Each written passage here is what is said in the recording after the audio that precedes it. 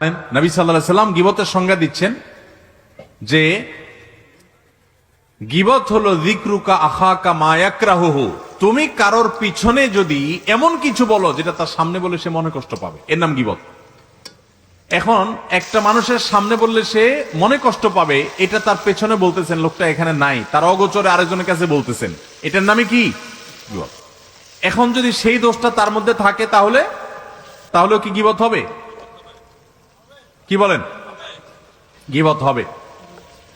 যখন আপনি বিপদে পড়ে একনিষ্ঠভাবে আল্লাহর প্রতি তাওয়াক্কুল করে খালি বলবেন যে হাসবি আল্লাহ ওয়া নি'মাল ওয়াকিল, আল্লাহই আমার জন্য যথেষ্ট, তিনি উত্তম মনোবিধায়ক, আল্লাহ পাকের দায়িত্ব হয়ে যাবে আপনাকে সাহায্য করা।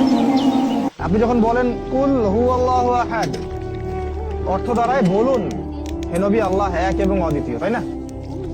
শুধু বলেন কুল, না বলে বলেন কুল, ছোট কাপ দিয়ে পড়েন, অর্থ দাঁড়াবে খাও, আল্লাহ এক, আপনি খান যে আল্লাহ এক।